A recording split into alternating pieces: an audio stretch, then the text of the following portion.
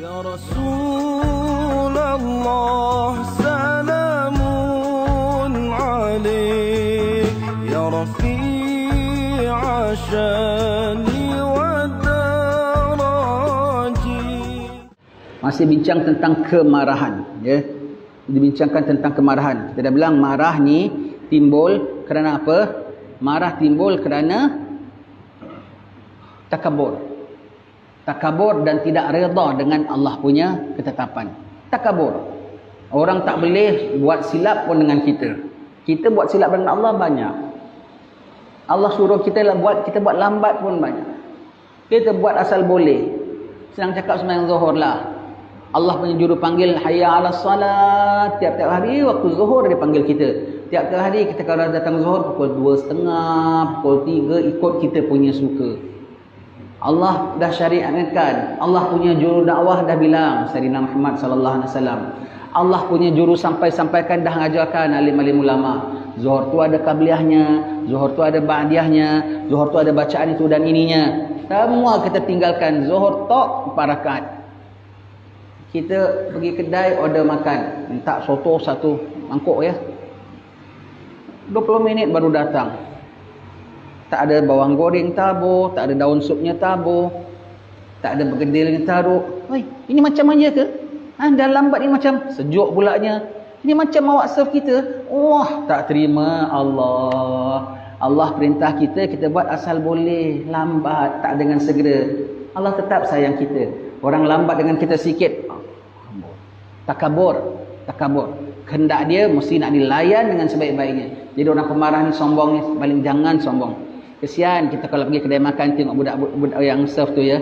Dia punya apa kendarat-kendarat kedai makan tu, antara lambat.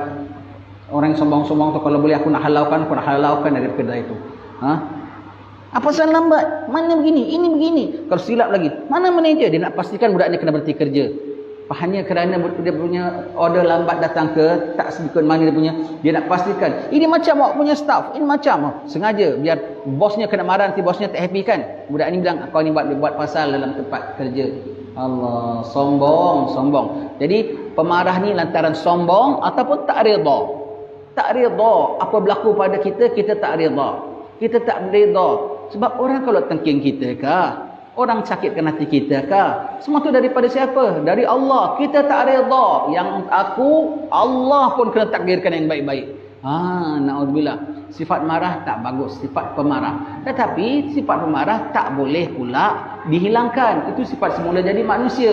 Cuma yang disuruhlah kendalikan marah. Yang patut marah dari sudut akal dan syarak, kau kena marah. Yang tak patut marah dari sudut akal dan syarak, kau jangan marah. Rasanya tak patut marah. Anak kita balik sekolah dah pukul 6.30, hujan-hujan basah kuyup. Kita nak tanya dia, kau dah makan? Belum. Kesian. Kita tanya, kau dah sembahyang? Belum. Nak kesian ke nak marah? Marah. Ikut rasa macam tak nak marah. Tak apa nak, mandi dulu nak, bapak dah siapkan makan, kau makan. Begitu. Tetapi ini dah pukul 6.30, pukul 7 dah maghrib. Kau pergi mana dari tadi? Apa salah asar kau tak sembahyang? Dia punya kesian taruh tepi. Dia punya marah dahulu. Sebab lagi setengah jam aja dah nak maghrib. Anak aku ni kalau aku tak marah, lain kali nanti ada dia sembahyang asar pukul 8.30 malam nanti. Apa asal kau tak sembahyang dulu? Terus dia punya kesian taruh tepi. Kenapa habis kau pergi mana tadi? Sembahyang kau macam mana? Tak sempat, tak ada jumpa surau ke? Tak boleh apa ke? Apa pasal? Sekarang juga sembahyang, habis sembahyang. Lepas sembahyang baru kau nak bikin apa kau punya bikin. Marah dulu.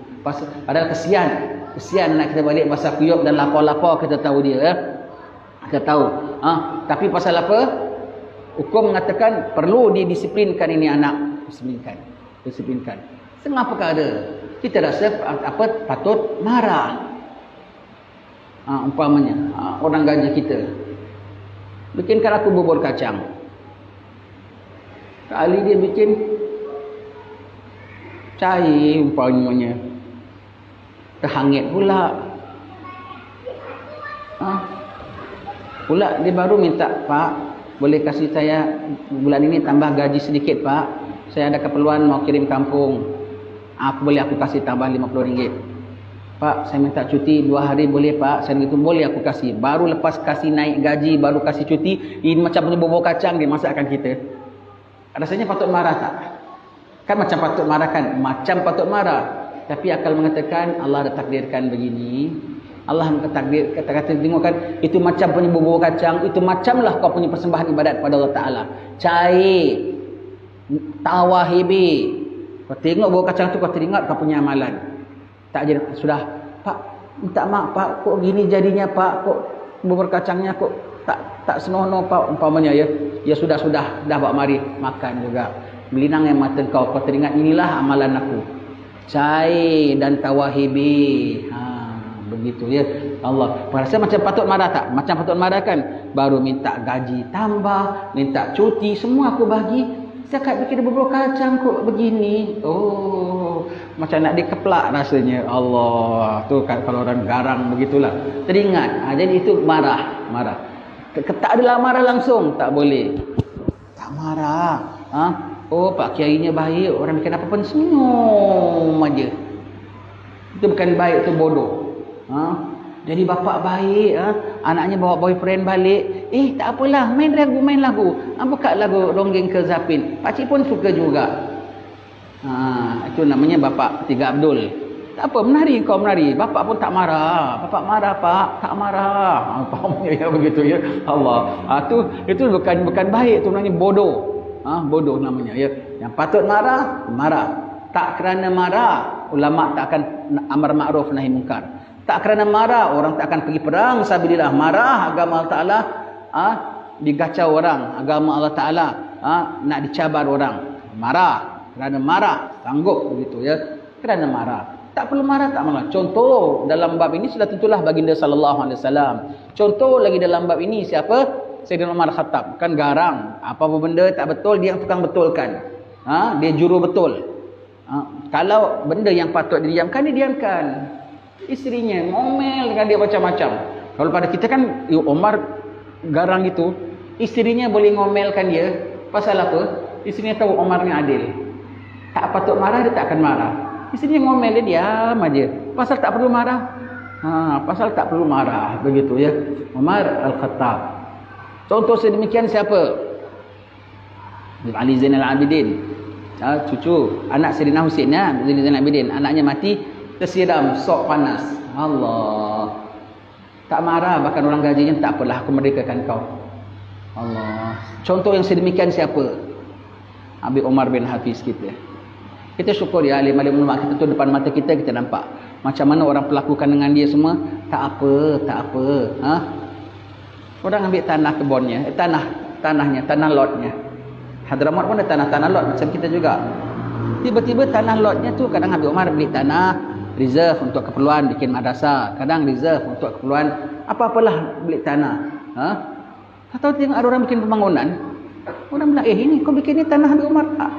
Aku punya, tanah aku. Orang laporkan Habib Umar. Habib Umar bilang anaknya, ni Syed Salim tengah di KL ni anaknya. Tunjuk geran kita. Ada tak semua ada geran nombor semua, geran lot berapa semua. Pakcik, ini tanah bapak punya atau pakcik gini? Aku punya. Ngoyok, aku punya. Balik, Pak, dia masih bilang anaknya pun tak pandai gaduh. Kalau kita itu jam juga anak kita garang kalau macam kita ya. Pak, dia bilang dia punya, Pak. Ya, kalau itu dah dia punya. Gerannya pun kasih dia. Ada sebidang tanah, ada satu geran. Tapi ada dua yang menuntut. Kita setakat ada surat. Tapi kalau betul-betul dia ada hak, apa kita nak jawab yaumil akhir? Entah kita kena tipu ke, kena apa ke. Setakat sekeping tanah, sebidang tanah, kali betul dia yang mempunyai hak. Yaumil akhir, bicara depan mahkamah Allah, betul dia punya. Kau nak bayar dengan apa pada hari itu? Sudah, dah. Bilang tanah tu memang pakcik punya, ini gerannya pakcik, betul kasih tanah. Kalau perlu nak apa yang nak ambil Aman Sains. Contoh lagi yang patut marah, tak marah. Wali besar kita Habib Ali bin Ja'far Al-Idrus Batu Fahad. Kena langgar dengan lori. Habib Ali ni selalu kena langgar tau. Pasal dia ni tunduk aja naik basikal. Kena langgar lori, berdarah semua. Orang dari Baturi lori turun. Habib minta maaf Habib. Dia gagahkan badan dia, mari saya hantar hospital. Tak payah, saya tak apa-apa. Tak apa-apa, cuma babak bunyak berdarah. Allah. saya tak apa-apa. Dia pula, saya sebetulnya saya minta maaf. Saya yang salah jalan. Saya jalan tak betul sampai awak terlanggar saya. Saya minta maaf. Dah awak ni nak pergi kerja takut lambat. Dia pulanya bimbangkan budak ni. Nanti kena marah dengan toke. Sudah saya tak apa-apa. Tak apa-apa begini. Ya Allah. Dah. Lekas pergi kerja. Dia halaukan budak tu. Dia balik dengan berdarah-darah. Balik dengan basikal dia. Masih ada sampai sekarang masih ada orang yang kayak gitu. Masih ada. Kalau ikut Zahid patut marahkan. Diam aja sudah. Ketika kena buat gitu macam terperanjat juga. Tapi ingat terus tak perlu nak marah. Tak perlu nak marah. Allah ada. Allah yang tetapkan. Sudah. Perkataan yang paling senang ialah sudah. Sudah ya sudahlah namanya dah settle dah. Nothing wrong. Sudah. Allah sebab itu Nabi bilang orang yang kuat ialah bukan kuat gosti, yang dapat menahan kemarahannya ketika sedang marah, ya.